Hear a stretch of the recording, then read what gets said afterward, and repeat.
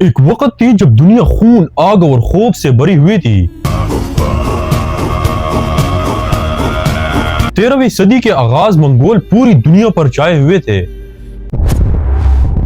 ان کی پاور اتنی بڑھ چکی تھی کہ بڑے بڑے شہروں کی دیواریں بھی ان کے سامنے ریت کی طرح بکھر جاتی۔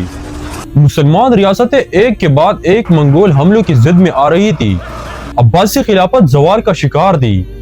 بغداد جو علم و تہذیب کا مرکز تھا، منگولوں کے ہاتھوں راکھ بن گیا تھا۔ اس تباہی کے دور میں ایک چھوٹا سا ٹرائب جس کا نام تھا کائی قبیلہ، کائی ترک نسل کا ایک خانہ بدوش قبیلہ تھا۔ ان کا جھنڈا نیلا تھا جس پر ایک خاص نشان بنا ہوا تھا جو پاور اور لویلٹی کی علامت سمجھا جاتا تھا۔ یہ لوگ گھوڑوں پر ٹریول کرتے، پہاڑوں اور وادیوں میں زندگی گزارتے۔ ان کے لیے زمین صرف رہنے کی جگہ نہیں تھی بلکہ عزت، غیرت اور ایمان کا میدان تھی۔ کائی قبیلے کے سردار کا نام تھا سلیمان شاہ، ایک بہادر مگر تھکے ہوئے لیڈر جو اپنے قوم کو منگولوں کے ظلم سے بچانے کے لیے نئی سرزمین کے تلاش میں نکلے۔ سلیمان شاہ جانتے تھے کہ اگر وہ اپنے قبیلے کو محفوظ مقام پر نہ لے کے گئے تو کائی قوم بھی وقت کے طوفان میں گم ہو سکتی ہے۔ لہٰذا کائی قبیلہ سفر پر نکلا، ایک لانگ جرنی انادولیا کی طرف جو آج کا ترکی ہے۔ راستے میں دشمن، بھوک، سردی، سب کچھ ان کا امتحان لے رہا تھا مگر ایمان ان کے دل میں زندہ تھا۔ دریائے فرات کے کنارے ایک دن ایک حادثہ ہوا۔ قبیلے کی سردار سلیمان شاہ دریا عبور کرتے ہوئے ڈوب گئے۔ یہ لمحہ کائی قبیلے کے لیے قیامت سے کم نہیں تھا، لیکن ہر اندھیرے کے بعد ایک نئی روشنی ضرور آتی ہے، اور وہ روشنی ارطغرل غازی کے شکل میں سامنے آئی۔ ارطغرل غازی سلیمان شاہ کا بیٹا تھا، ایک نوجوان، بہادر اور ایمان سے بھرپور لیڈر۔ جب انہوں نے اپنے والد کی جگہ لی تو کائی قبیلہ صرف چند 100 خیموں پر مشتمل تھا، لیکن ارطغرل غازی کے ڈریمز بہت بڑے تھے۔ انہوں نے اپنے قوم کو ایک نئی سمت دی۔ انہوں نے انادولیا کے میدانوں میں زندگی شروع کی۔ ارطغرل اور ان کے جنگجو ایک قافلے سے ٹکرائے۔ وہ قافلہ دراصل سلجوق سلطنت کا تھا اور ارطغرل نے ان کی مدد کی۔ یہ مدد ایک نئی دور کا آغاز ثابت ہوئی۔ سلجوق سلطان ارطغرل کی بہادری سے متاثر ہوا۔ اس نے کائی قبیلے کو سرحدی علاقہ دیا۔ تم ایک حکم نامہ جاری کرو کہ کارا جیسا قلعہ، سعود اور 2 مینج ارطغرل صاحب کی عملداری میں دیے جاتے ہیں۔ آج سے اس خطے میں ان کا ہی حکم چلے گا۔ سعود، جہاں وہ دشمنوں کے اگینسٹ اسلامی سرحدوں کی پروٹیکشن کرے۔ یہی وہ لمحہ تھا جب ہسٹری نے ایک نیا موڑ لیا۔ کائی قبیلہ اب صرف ایک چھوٹا سا قبیلہ نہیں رہا بلکہ ایک مشن بن گیا، ایک مشن اسلام کی بقا، عدل اور اتحاد کے لیے۔ ارطغرل غازی نے کائی قبیلے کو منظم کیا۔ انہوں نے اپنے جنگجوؤں کو صرف تلوار چلانا نہیں سکھایا بلکہ عدل، ایمان کا سبق دیا۔ ان کا نعرہ تھا کہ ہم اللہ کے سپاہی ہیں، فتح ہماری نہیں ایمان کی ہے۔ ارطغرل نے یونانیوں، صلیبیوں اور منگولوں سب کے خلاف لڑائی لڑی ہے۔ ہر وارز کے ساتھ کائی قبیلہ سٹرانگ ہوتا گیا، ان کی تعداد بڑھتی گئی، زمین وسیع ہوئی اور ان کے نام کا خوف دشمنوں کے دل میں بیٹھ گیا۔ لیکن ارطغرل صرف ایک جنگجو نہیں تھے، وہ ایک روحانی لیڈر بھی تھے۔ انہوں نے اپنے قبیلے کو سکھایا کہ طاقت تلوار سے نہیں، نیت، انٹینشن سے آتی ہے۔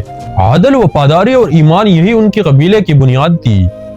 ان کے قبیلے کے خیموں میں اذان کی آواز گونجتی تھی اور بچے اپنے باپوں سے یہ سیکھتے تھے کہ اگر تم حق پر ہو تو دنیا کی کوئی طاقت تمہیں ہرا نہیں سکتی۔ سال گزر گئے، ارطغرل کے فیصلے کائی قبیلے کو اس مقام تک لے آئے جہاں سے ایک عظیم سلطنت کا آغاز ہونے والا تھا۔ وہ سلطنت جسے دنیا خلافت عثمانیہ، اوٹومن ایمپائر کے نام سے جانتے ہیں۔ وہ وقت تاریخ کا سب سے نازک ادوار میں سے تھا۔ ارطغرل غازی کے بڑھاپے کے ساتھ کائی قبیلہ ایک نئی دور میں داخل ہو رہا تھا۔ چاروں طرف بے چینی تھی، بازنشین قلعے اپنے طاقت بڑھا رہے تھے، منگول اب بھی خطرہ تھے، مگر سب سے بڑھ کر سوال یہ تھا کہ ارطغرل کے بعد اس کے قبیلے کی لیڈرشپ کون سنبھالے گا۔ اس بے یقینی کے عالم میں قبیلوں کے خیموں میں ایک نام بار بار گونجتا تھا، عثمان۔ عثمان ارطغرل کا وہ بیٹا جس کی آنکھوں میں خواب بھی بہادری کی طرح روشن تھے۔ وہ عام نوجوان نہیں تھا، اس کے اندر ایک آگ تھی، ایک عزم جو اسے دوسروں سے منفرد بناتا تھا۔ اس کے چہرے پر باپ کے سکون اور دل میں امت کا درد چھپا ہوا تھا۔ ارطغرل غازی جب بیمار ہوئے تو انہوں نے عثمان کو بلا کر کہا، بیٹے ہم نے ایمان کے بیج بوئے ہیں، تمہیں اب ان کو درخت بنانا ہے۔ اور پھر وہ وقت آیا جب ارطغرل غازی اس دنیا سے رخصت ہوئے، قبیلے پر سوگ چھا گیا، مگر عثمان نے آنسو پونچھ کر اعلان کیا اب کائی قبیلہ ظلم کے خلاف کبھی سر نہیں جھکائے گا۔ یہی اعلان دراصل سلطنت عثمانیہ کی پہلی صدا تھی۔ عثمان نے اپنے والد کے ڈریم کو حقیقت بنانے کا عہد کیا۔ اس نے ابتدا میں ہی اپنے ارد گرد کے حالات کا بغور جائزہ لیا۔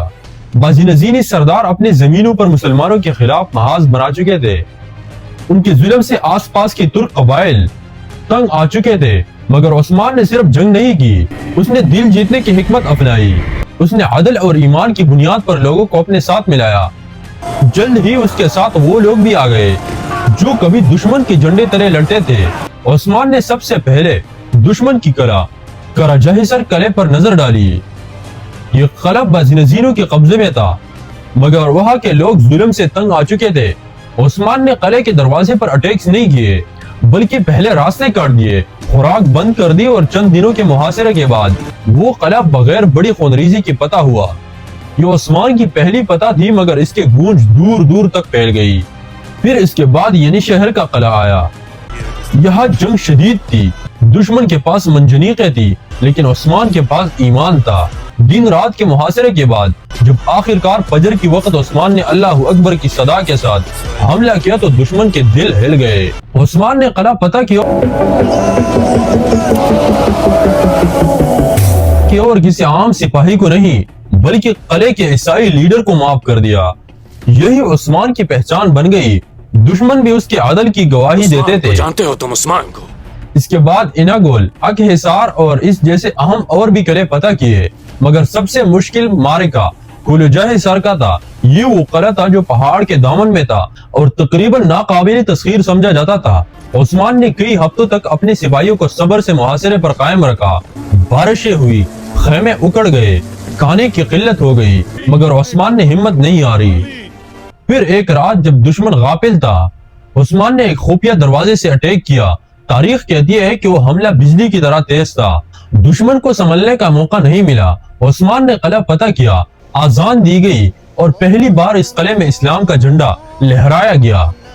یہ صرف ایک قلعہ نہیں تھا، یہ ایک اعلان تھا کہ عثمان اب سردار نہیں، ایک حکمران ہے۔ قائی قبیلے کے خیموں میں خوشی کی لہر دوڑ گئی، مگر عثمان جانتے تھے کہ یہ آغاز ہے، انجام نہیں۔ اس کے بعد انہوں نے بازنزینوں کے خلاف اتحاد بنایا، ارد گرد کے ترک سرداروں کو ایک پرچم تلے جمع کیا، مگر ہر اتحاد کی طرح یہاں بھی اختلافات تھے۔ کچھ سردار عثمان کی بڑھتی ہوئی طاقت سے خوفزدہ تھے۔ ایک وقت ایسا بھی آیا جب عثمان پر اپنے ہی لوگوں نے بغاوت کر دی، مگر عثمان نے صبر سے، حکمت سے انہیں واپس اپنے صف میں لایا۔ وہ جنگ صرف میدان میں نہیں لڑتے، دلوں میں لڑتے۔ وقت گزرتا گیا اور عثمان کی سلطنت پھیلنے لگی۔